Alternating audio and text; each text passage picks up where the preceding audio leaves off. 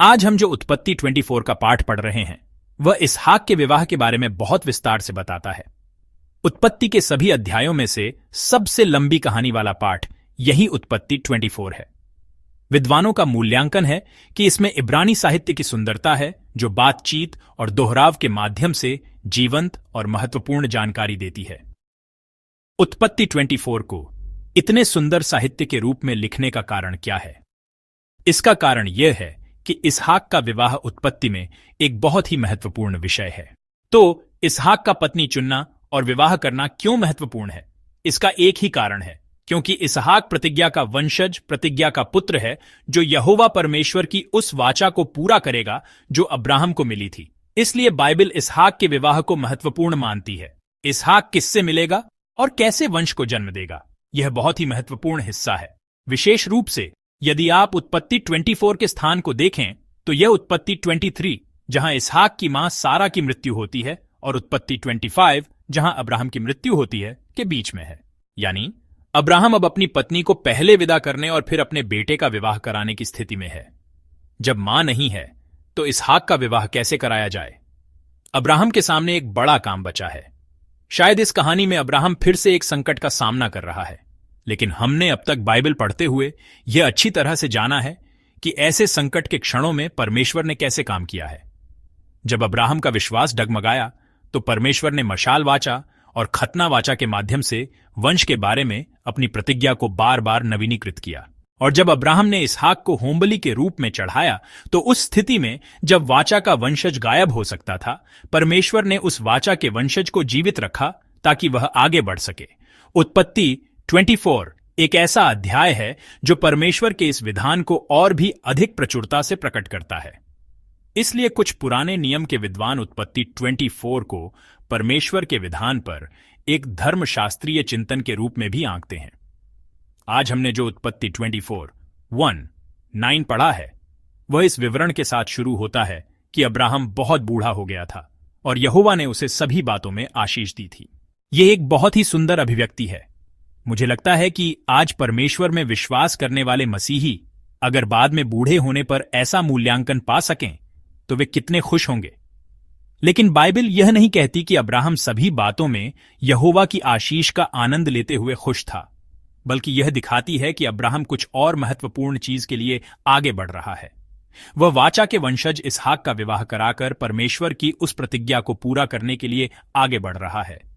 इसलिए अब्राहम एक विशेष मानदंड के अनुसार कार्य कर रहा है। वह था विश्वास की शुद्धता बनाए रखना। परमेश्वर की प्रतिज्ञा पूरी होने में महत्वपूर्ण मानदंड विश्वास की शुद्धता को बनाए रखना है। हम जीवन जीते हुए अनगिनत चुनाव करते हैं। हर बार हम किसी न किसी मानदंड के अनुसार चयन करते हैं और वह मानदंड विश्वास की शुद्धता यानी पवित्रता में होना चाहिए। विश्वास की शुद्धता का अर्थ इस बात पर निर्भर करता है कि क्या हम दुनिया से अलग हैं, क्या हम परमेश्वर की चीजों को चुन रहे हैं। बाइबल इसे हमारे लिए पवित्रता शब्द से बताती है और यह पवित्रता वास्तव में परमेश्वर का एक गुण है।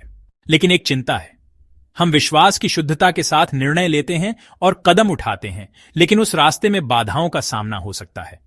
परमेश्वर की चीजों को चुनने और परमेश्वर की योजना को चुनकर इस पृथ्वी पर जीते समय परमेश्वर की वाचा पूरी होने तक हमारे सामने बाधक तत्व आते हैं। आज के पाठ के पद 5 को एक बार पढ़ते हैं। दास कह रहा है कि यदि वह स्त्री आना नहीं चाहे, इनकार कर दे तो क्या करें।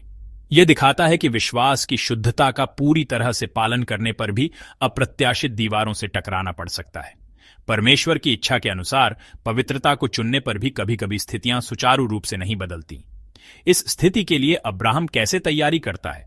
वह परमेश्वर की प्रतिज्ञा में विश्वास के साथ प्रतिक्रिया करता है। आज के पाठ के पद 7 और 8 को पढ़ते हैं। अब्राहम परमेश्वर की प्रतिज्ञा को याद करता है।